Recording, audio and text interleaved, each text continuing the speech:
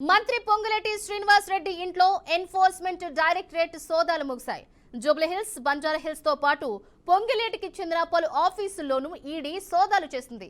Crypto, హవాలా ద్వారా luxury వాచ్లు కొనుగోలు చేసినట్లు గుర్తించిన ఈడీ ఈ మేరకు తనిఖీలు చేపట్టినట్లు తెలుస్తోంది.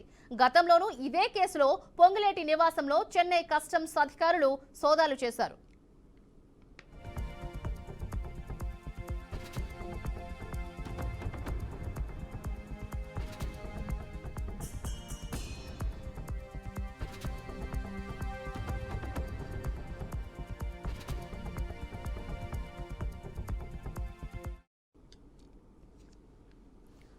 మంత్రి పొంగులేటి శ్రీనివాస్ రెడ్డి ఇంట్లో ఎన్ఫోర్స్మెంట్ డైరెక్టరేట్ సోదాలు ముగిశాయి. జూబ్లీహిల్స్, బంజారాహిల్స్ తో పాటు పొంగులేటికి చెందిన పలు ఆఫీసుల్లోనూ ఈడీ సోదాలు నిర్వహిస్తుంది.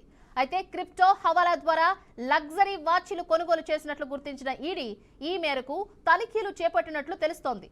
గతంలోనూ ఇదే కేసులో పొంగులేటి నివాసంలో చెన్నై కస్టమ్స్ అధికారులు సోదాలు చేశారు.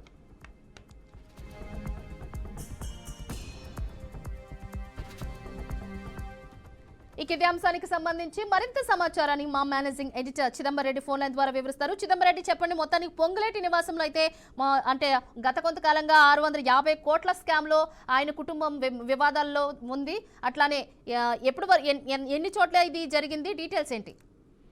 మొత్తం 15 ప్రాంతాల్లో 16 టీంలు మొత్తం పొంగులేటి శ్రీనివాస్ రెడ్డికి సంబంధించిన ఈ కుటుంబ సభ్యులు, అలాగే తన ఆఫీసుల పైన, నివాసాల పైన ఈడీ సోదాలు చేసింది. నిన్న దాదాపుగా ఉదయం 5:30 గంటలకు ప్రారంభమైన సోదాలు నేను అర్ధరాత్రి 1:30 తర్వాత ముగిసినట్టుగా అధికారులు ప్రకటించారు. ఇందులో కీలకంగా చూస్తే మాత్రం ఈ 16 చోట్ల సోదాలు చేసిన అధికారుల్లో ముఖ్యంగా 650 కోట్లకు సంబంధించిన టీడీఎస్ కుంభకోణంలో ఆరోపణలు ఎదుర్కొంటున్నారు. అంతేకాకుండా గతంలో కూడా కస్టమ్స్ డ్యూటీ పే చేయకుండా హవాలా ద్వారా డబ్బులు తరలించి కాస్ట్లీ వస్తువుల్ని కొనుగోలు చేసినట్టుగా పొంగులేటి కుమారుడి పైన కూడా కొన్ని ఆరోపణలు ఉన్నాయి. ఈ కారణంతో కూడా అంటే ఈ మొత్తానికి సంబంధించి ఈ డబ్బులు ఎక్కడి నుంచి వచ్చాయి, ఆ డబ్బుల్ని ఎలా వాళ్ళు ట్రాన్స్ఫర్ చేశారన్న విషయం పైన గతంలో కూడా ఆరోపణలు వెలువెత్తిన నేపథ్యంలో దానికి సంబంధించిన సాక్ష్యాధారాలు కలెక్ట్ చేసేందుకు ఈ సోదాలు జరిగినట్టుగా అయితే మనకు సమాచారం ఉంది. ఓవరాల్ గా చూస్తే మాత్రం పొంగులేటి శ్రీనివాస్ రెడ్డి ఎప్పుడైతే అధికార పార్టీలోకి వచ్చిన తర్వాత ఇలాంటి దాడులు ఉంటాయి అనే విధంగా వాళ్ళు గతంలో కూడా మాట్లాడడం జరిగింది. బట్ దీన్ని రాజకీయ కోణంలో చూడాల్సిన అవసరం లేదు. గతంలో ఉన్న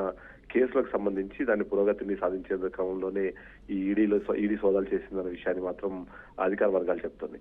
ఓవరాల్ గా చూస్తే మాత్రం రాత్రి 1:30 సమయంలో ఈడీ ఈ సోదాలు ముగించినట్టుగా చెబుతుంది. దానికి సంబంధించిన కొన్ని కీలకమైన పత్రాలు మేము స్వాధీనం చేసుకున్నాము అనే ఒక ఇన్ఫర్మేషన్ కూడా బయటకు ఇచ్చారు. బట్ అఫీషియల్ అయితే ఇంకా ప్రెస్ నోట్ రిలీజ్ అవ్వాల్సిన నేపథ్యం. అంతేకాకుండా ఇది ఈ మొత్తం కలెక్ట్ చేసిన డాక్యుమెంట్స్ కానివ్వండి, వాటిని మళ్ళీ మరొకసారి పరిశీలించిన తర్వాత రిక్వైర్డ్ ఇన్ఫర్మేషన్ ని కోర్టుకు సమర్పించే అవకాశం ఉంది. శ్రీచంద్ర, అయితే లగ్జరీ కొనుగోళ్ల వాచ్లకు సంబంధించి డీటెయిల్స్ ఏంటి?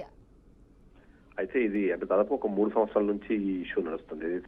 దీనికి సంబంధించిన కస్టమ్ అధికారులు గతంలోనే ఏదైతే శ్రీనివాస్ రెడ్డి కుమారుడు లగ్జరీ వాచెస్ ని, ఇంపోర్టెడ్ వాచెస్ ని దీని ద్వారా అంటే ఏదైతే నౌక ద్వారా అక్కడ నుంచి తెప్పించుకొని అది ముఖ్యంగా ఏదైతే చెన్నై పోర్ట్ ఉందో చెన్నై పోర్ట్ నుంచి తను తరలించినట్టుగా కొన్ని ఆరోపణలు వినిపించిన నేపథ్యంలో ఆ కాస్ట్ ఏదైతే ఉందో ఆ కాస్ట్ కు సంబంధించిన బిల్స్ కానివ్వండి, ఆ బిల్స్ కు సంబంధించి పేమెంట్స్ ఏవైతే జరిగి ఆ పేమెంట్స్ కు సంబంధించిన రిసిప్ట్స్ లేవు అన్న విషయాన్ని ఒకటి. అదే కాకుండా ఇది కొనుగోలు చేసే క్రమంలో ఏదైనా సరే విదేశాల నుంచి ఎవరైనా సరే ఏ వస్తువులైనా ఇంపోర్ట్ చేసుకోవచ్చు. కానీ ఇంపోర్ట్ చేసుకున్న తర్వాత భారతదేశానికి వచ్చి వాళ్ళు దాన్ని వాడాలంటే కంపల్సరీ కస్టమ్ డ్యూటీతో పాటు దానికి అవసరమైన మరికొన్ని ట్యాక్సెస్ కట్టాల్సి ఉంటుంది. ఆ ట్యాక్సెస్ కట్టకుండా వాటిని ఎగ్గొట్టే ప్రయత్నంలోనే వాళ్ళు ఎయిర్పోర్ట్ నుంచి కాకుండా పోర్ట్ నుంచి స్మగ్లింగ్ చేసినట్టుగా ఆరోపణలు వచ్చాయి. సో ఆ వాచెస్ సంబంధించిన ప్రైజెస్, దానికి సంబంధించి కట్టాల్సిన ట్యాక్సెస్, వీటన్నిటిపైన ఆరోపణలు ఉన్న నేపథ్యంలో వాటిపైన కూడా గతంలో కస్టమ్స్ అధికారులు వచ్చి కూడా సోదాలు నిర్వహించారు.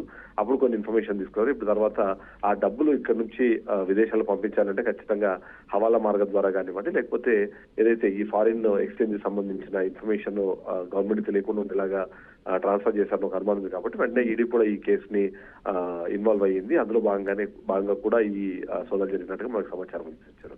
Okay, right. Thank you so much Chidambareddy.